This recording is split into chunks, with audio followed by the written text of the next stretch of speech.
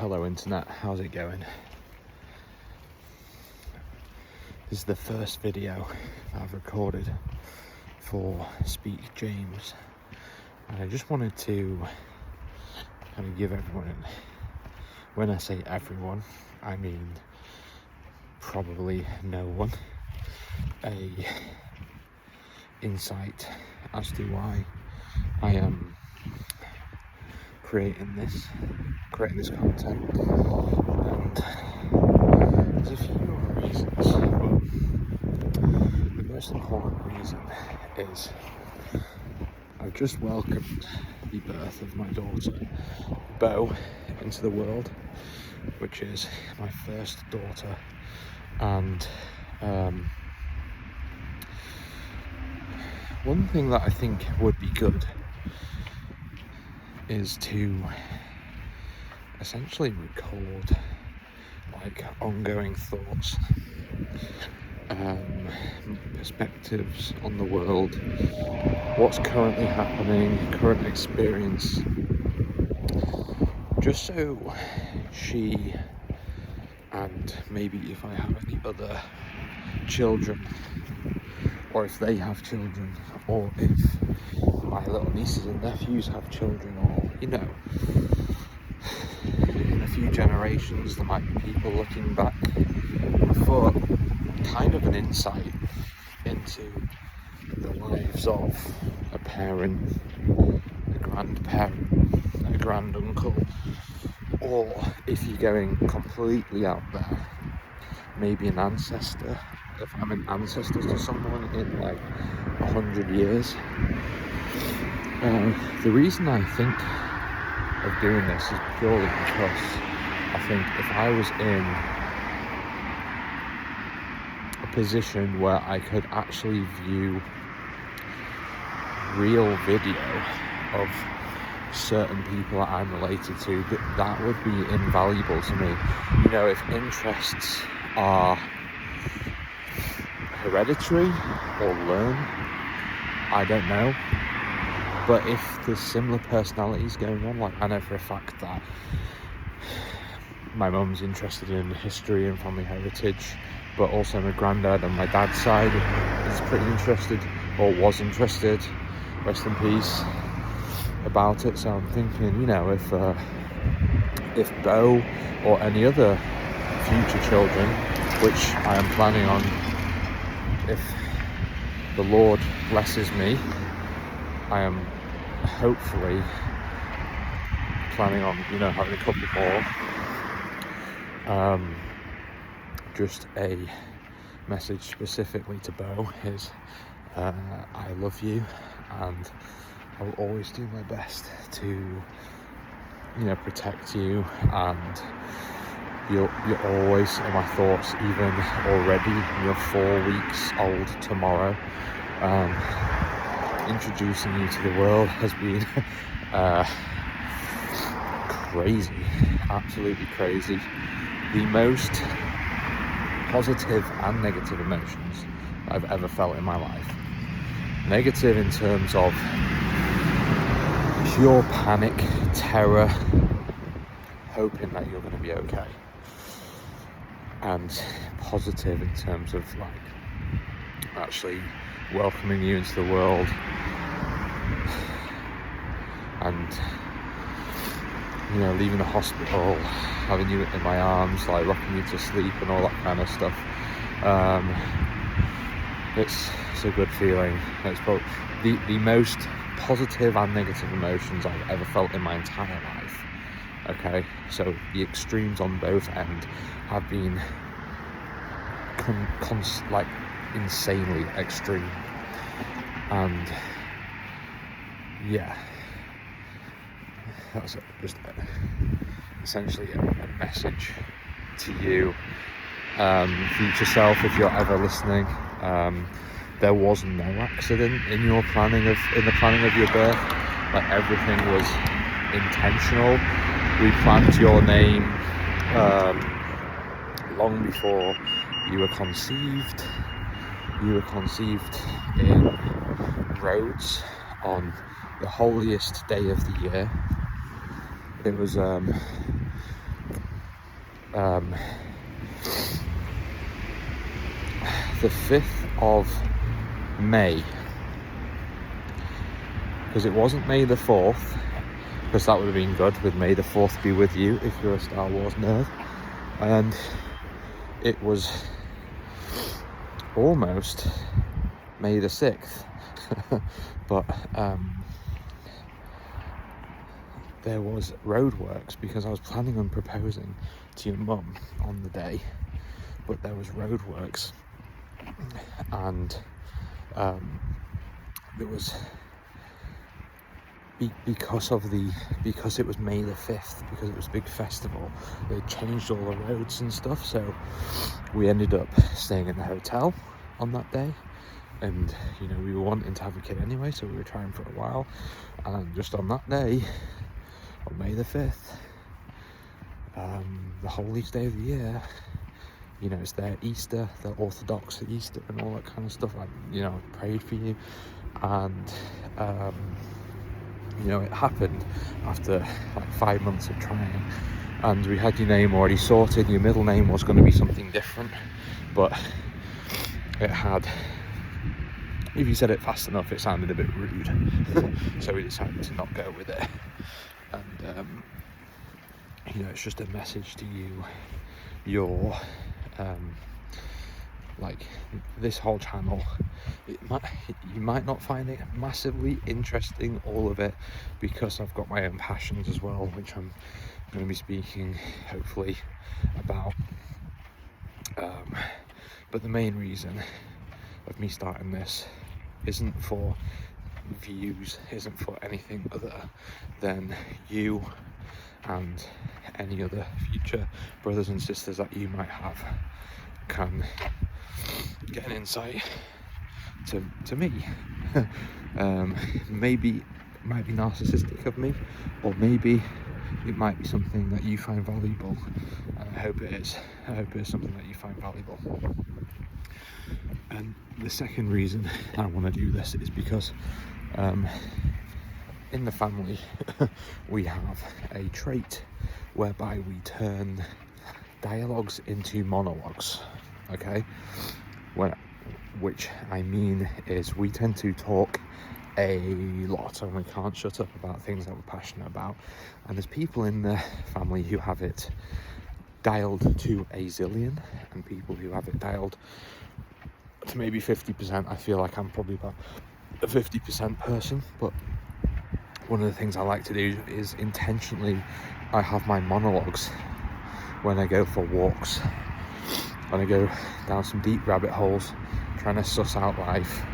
I also, because it's rare to find people who like going as deep as I go into things, it's rare to find people, so I think a creative release to me also, this is, you know, this is one of those outlets for me to creatively, you know, talk about things, whether it's a passion, whether this turns into conversations with other people, whether it's just a dialogue on my own, that's fine. And I kind of want it to be like a little bit raw, a little bit unedited. I'm not really planning on going to OTT with it. Sorry, I'll go this way. Got an alarm set off there. I'm not really planning on going to OTT with it. Maybe that's an omen. Maybe I do end up going OTT with this thing, but I don't know. Yeah, and I feel like I talk to myself a lot, and kind of just goes a bit wasted, really. Not recorded. You can also look back at it and think of what I was thinking right then before making certain decisions and all that kind of stuff. But yeah, so right now the main thing in my life, the only thing that really matters right now is Bo and Yaz and the health of them too. I'm absolutely shattered right now because no sleep at all, really. I think the best sleep I had was an unbroken 3 hours. 3 whole hours of sleep right now is an absolute godsend, by the way, because Bo's waking up every 2 to 3 hours for a feed. I feel so much for Yaz because the feed lasts an hour. So if Bo's waking up if she's waking up every 2 hours, that's including an hour sleep. So that's including an hour feed.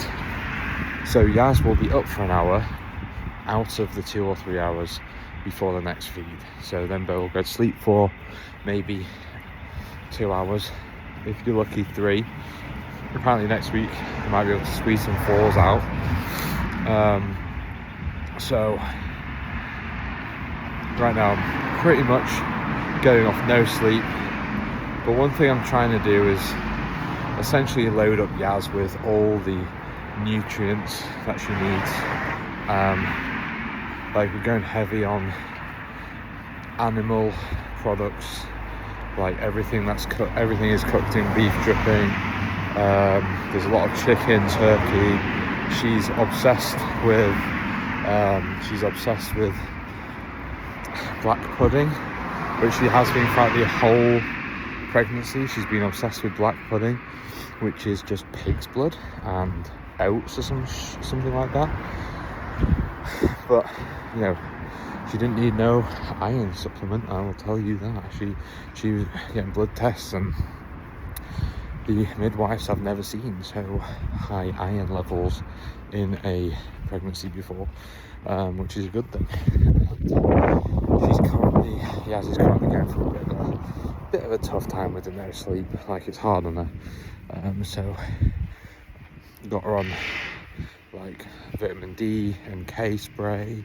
There's a lot of cod liver oil without the vitamin A in, because apparently vitamin A can be bad if it builds up in the baby, and there's no vitamin A during pregnancy. And then she's been on Pregnacare, which is Vitabiotics Pregnacare, but she just switched to this other breastfeeding specific different brand one, which we just got her now, and she was kind of doubling up for a bit, but I don't want to double up too much and have like a, you know, like an over subscription of a certain vitamin or mineral that's in both of them. So and then what else is she? Oh, iodine drops, and yeah, a whole range. Oh, magnesium, because she's going through a bit of a tough time. I saw that magnesium helped with cortisol and stress and things like that. So that's currently how we're trying to deal with it. I go on walks a lot with Bo at the minute, so Yaz can get a bit of sleep in, which I think is helpful. We've also got so much support from the family, which is amazing. It's amazing how many people want to actually help when you've had a child. Like, we've got my mum, my dad, both my sisters are wanting to do everything they can possibly can to help, but Natalie's in Spain, Faye is over here. She just wants to be around Bo all the time. She wants to like literally steal her and raise her. It's funny. And you know, John was round with Faye, Matt's been round with Callie and Millie to see her, and then my other little niece and nephews haven't met yet, but they will do soon. And even the our next door neighbour called Sue, is wanting to help Yaz by going on walks with her and stuff, because she knows Yaz isn't getting enough sleep, and she's been there before. And it's funny, everyone you meet says the same thing, like, oh, it gets easier, and you know, after 4 weeks it's like, when is it gonna get easier? Like, is it gonna get easier now? Is it gonna be tomorrow? It doesn't seem like it's coming, but it's all worth it in the end. Like, I'm actually weirdly enjoying it, weirdly. I think the lack of sleep rather than making me depressed, is actually making me hysterically giddy and laughing at weird things that I shouldn't be laughing, pulling silly faces in the mirror and saying just random crap that's coming out my noggin. I don't know where half the stuff comes from, but you know when you're like insanely tired and you just get giddy, and that's me right now. It's just giddy, silly. I watched this Instagram reel that wasn't funny, but I was laughing for 15 minutes straight. I couldn't breathe. I was bright red, snot coming down my nose for 15 whole minutes. And I watched this video again yesterday. This was the other day. I watched the video again yesterday, and I just didn't even bat an eyelid. I was like, why is I laughing at that thing so hysterically? Tired because I hadn't slept in 4 weeks. That's why. Oh, we'll go to the actual birth of, by the way, Beau. We'll go to the birth and talk about,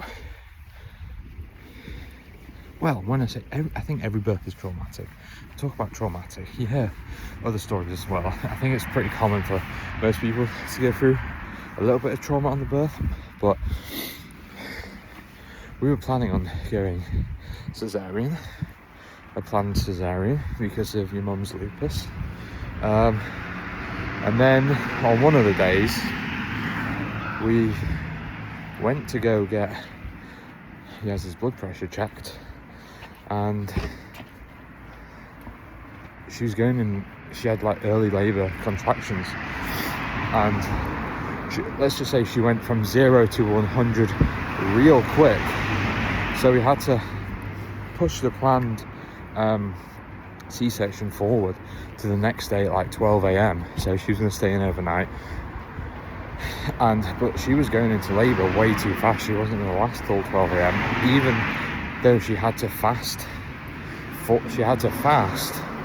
the cesarean, which was the next day, and she was going through labour with no food in her, and when Yas doesn't have much food with her, she doesn't have any energy, she's no good with fasting, and she was like going lightheaded, passing out, so her whole body was like spazzing, and I was just trying to keep it in, and I did a good job of keeping it in. On the night of C-section, on the night of delivery, I was literally, I felt emotions coming out, and I almost physically got these emotions and just like fucking straight back in. I was like, you're not coming out today, you're not coming out, because these were negative emotions of like worry and terror, and Yes was already going through the ring. I was like, if I start fucking freaking out as well, like that's going to be no good for her. So I had to just keep it together, which I did, and she fucking hell went through it, and delivery was successful in the delivery room, which was a freaky old place to be. And yeah, so then when you were born at like the doctor, by the way, gave the go-ahead at like 4:44 a.m. and I was like, well, that's a good sign, because that's like my lucky number. I remember looking at the clock and seeing 4:44. I was like, oh, classic. And I think you actually delivered at 4:53 or something like that. And we were outside in the recovery suite at like 5 o'clock, 5:30. No sleep for me since about 10 a.m. the previous day, and for Yaz since about 8 a.m. the previous day. So we've been up almost 24 hours each.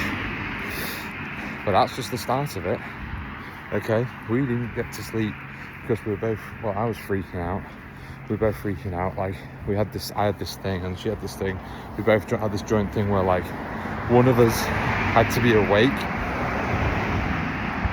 at all times. At all times. So like if you were asleep, we both had this fear of if we both went to sleep, something bad would happen. So neither of us got any sleep. Yaz right from the get-go was 3-hour intervals of breastfeeding, and I think it was even faster.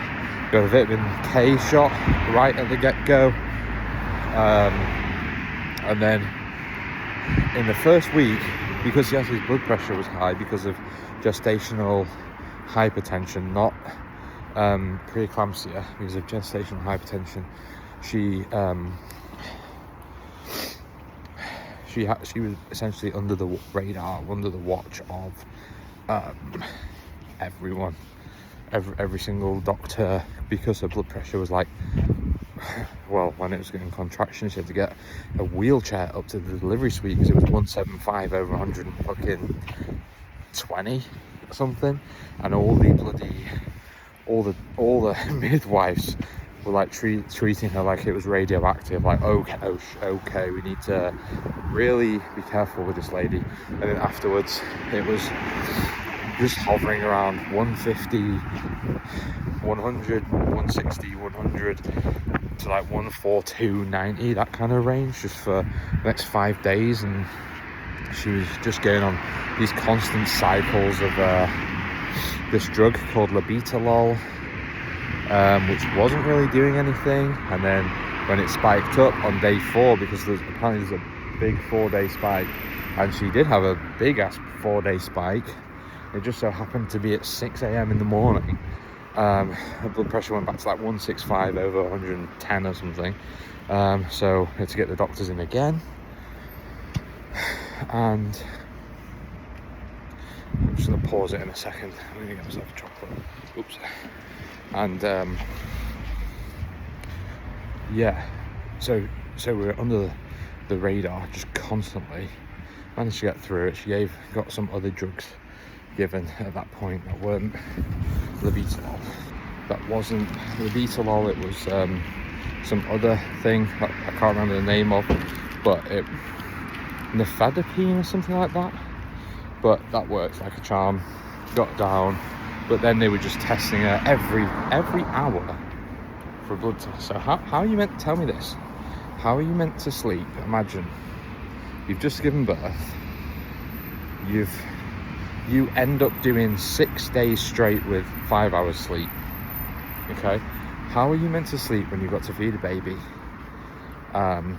once every 3 hours, and then also on top of that have a blood test once every hour? So you send your baby to sleep after she's had her feed, so now you've got 2 hours or 2.5 hours to sleep. No, incorrect. You got 20 minutes to sleep, then you got a blood test, and then that blood test you do a round of 3, 10 minutes in each, 10 minutes apart. So the blood test takes about 20 to 30 minutes. Okay, so then you got another 20 minutes to sleep. It was absolutely ridiculous. It got to the point where it was torturous for Yaz. So no wonder she is still feeling horrendous. She had no sleep for literally no sleep, 4 or 5 hours in the 6 days that we were there, something like that. And then she started getting some now, but she's still not had like a proper good solid state sleep for more than 3 hours, I don't think. And we're a month in, but she is getting more sleep now, and so I can't really complain about being tired when she's like that. But one thing that's cool about the pregnancy and Beau being delivered is that I actually found God, like Christian Jesus Christ God, and I definitely found it.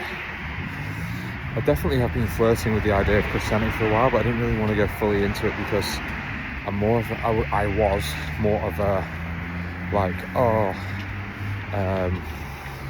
spiritual but not religious kind of gig. Like, I believe in, like, there's got to be a creator, got to be some higher consciousness, higher self kind of stuff. But is it the one of the Christian Bible? No. That's what I used to think. What I used to think was, Henry VIII just invented his own religion so he could divorce some of his wives because he couldn't do it under the Catholic Church. So I was like, it's made up, especially when my mum and my granddad my mum and my granddad on my dad's side both essentially told me from a young age it was all bullshit and not to believe in it. And I was essentially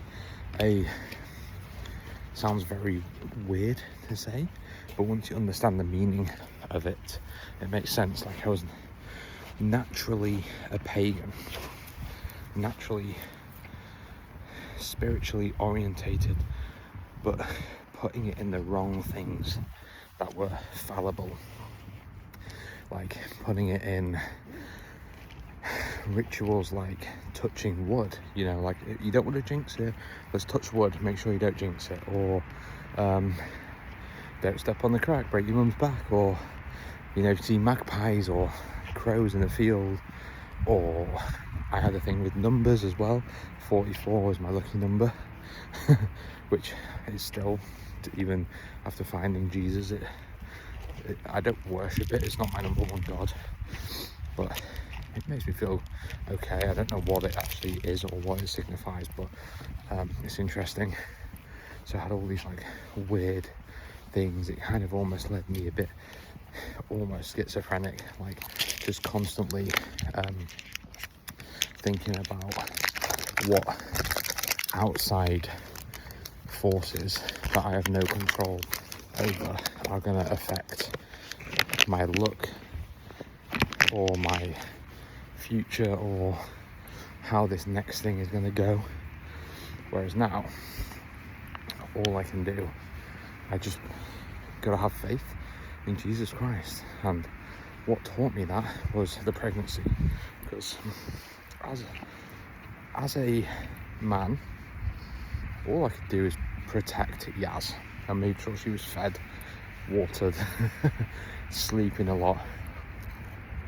But there's so many things that you can do wrong. There's so many things that can go wrong that you have no control over.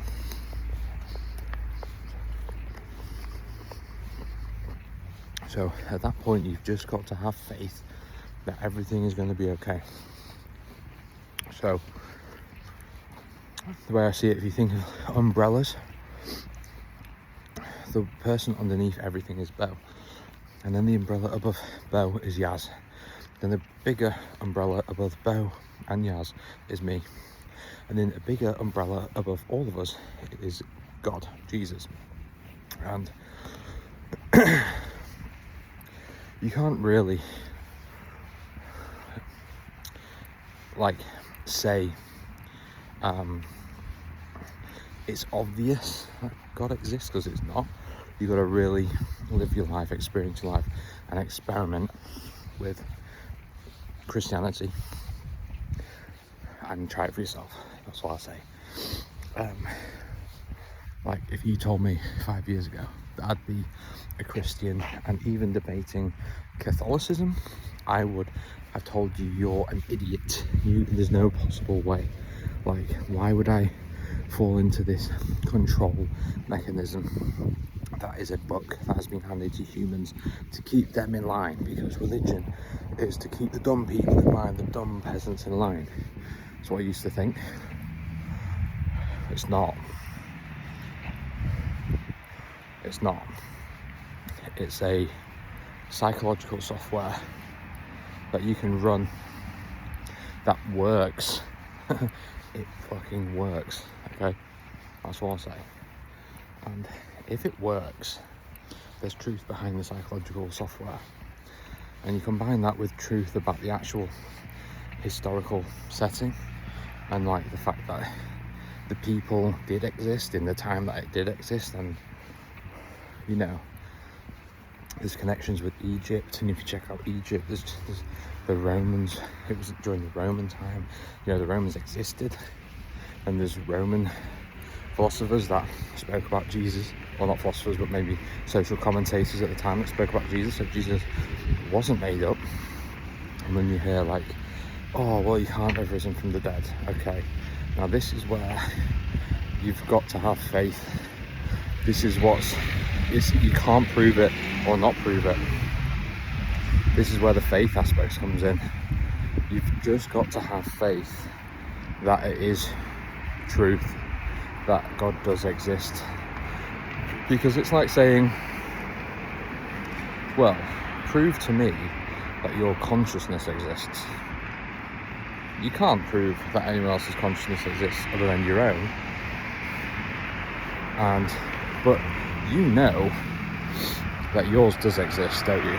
You know that yours, but try and prove that your buddy Sally's or your buddy Sam's consciousness actually exists. Are you just creating this whole world in your imagination? Are you hallucinating the whole world? Or does everyone else have a soul just like you, and we're all mutually experiencing this realm together? I think I used to be confused about this, but now I think if it is all made up in my head, I am a fucking genius. Like, how on earth? Like, in my head I've managed to come up with all these mathematical equations. Every single person's personality and backstory on this planet, you know. You can speak to a random guy and they'll have their own life experience.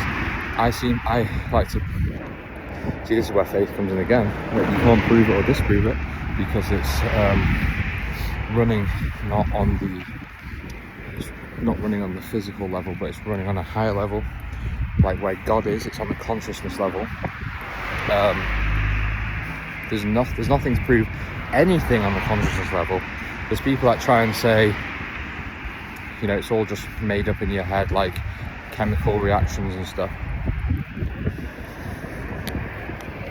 It might be, but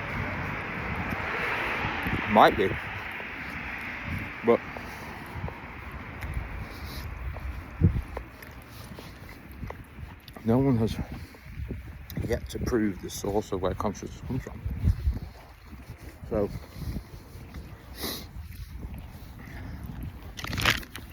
I think the day we find that source, we'll be able to ask the right questions. But, you know, essentially the Bible is a mental health guide. Like, if you're feeling mentally unwell, like if you're feeling anxious, fear, you feel like you're losing your mind, you know, that's hell. Okay? But if you're feeling calm, bliss, then that is heaven. And when you're in heaven, you're with God. Because when you're in heaven, you can actually speak or get conscious, or you can actually talk when you're on a walk to your like higher self, or your higher brain, or your I think it's now God. I think you can almost talk to like the Holy Spirit, but I used to think it was the higher self. If you're feeling calm and in bliss and in heaven, you get access to this. If you're feeling anxious and fearful, you don't get access to this. You get weird thoughts that don't work when you try it out. At least they're like aggressive actions or like fearful actions, like I've got to keep this all to myself, I can't let anything, or panicky actions. It leads to all that. But you know, you can actually get guidance. Bo, trust me, you can actually get guidance from God if you're calm. If you're calm and you don't have any anxieties or guilts or fears, and you can actually speak and get guidance of what you should be doing, and you'll get like an idea in your head, or you'll just get an idea. You'll get like a knowing. Well, it might not come in words. It'll just be like an image or an idea, or something will come into your head. And if you just follow that, it will tend to be your path that is meant for you. Now, how do you get rid of these guilts or anxieties or worries or whatever? Well, this is what I've just been through, learning essentially you can. First of all, if you just try and not sin, when I mean sin, just look in the Bible for guidance of what is. Everyone has sinned and everyone has done bad things in their life, and everyone has regrets, because a regret tends to be based around a sin. Okay, so there are some sins that are controversial for sure, but if you're feeling guilty about something, just go on a walk, try and ask for forgiveness, whether that's from yourself. So I used to ask forgiveness from myself, like just usually go and say it out loud, like, James, I did blah blah blah blah blah, please forgive me. But then I found the most powerful one is to literally say out loud the name Jesus Christ, please forgive me for this. Just saying it out loud and asking for forgiveness and actually meaning it. You can't just blag it and say, you can't just say the words, please forgive me, I'm sorry. You've got to actually mean it. And if you actually mean it and you're actually asking forgiveness, he will forgive you, okay? And then that guilt will subside. It might not subside completely right away, but you'll feel like 80% of it subsided. And then if you just keep on refraining from repeating actions and trying to live like a good life, you will be calm and happy and seeing the beauty in life. And when you're calm and happy, you have access to that higher self, that God, okay? That's just a bit of wisdom to impart on you, and it's something that I found through the pregnancy, because the stress of the pregnancy was too much for me, and I had to put faith in God, and I found God. I literally prayed for your safe delivery, and like many times, but I did it this one particular time, and it was in St. Margaret's Catholic Church primary school in Horsforth, and I literally walked down the road and then I saw Venus just as bright as anything in the sky, and it was on the backdrop of Aquarius. Okay, now if you know anything about symbology, which I do because I'm a bit of a geek in like Masonic symbology and occult stuff, Venus, the 5-pointed star. Okay, the 5-pointed star means perfection. Not the inverted one, that's the satanic pentagram, but the normal pentagram, the upright pentagram, means perfection. The inversion of it means the opposite of perfection, by the way, but not only does it mean perfection, it means girl, feminine girl, and it was in the backdrop of Aquarius. And then I was blessed with the Venus in Aquarius, which was Bo, on the 21st of January 2025. I love you, Bo.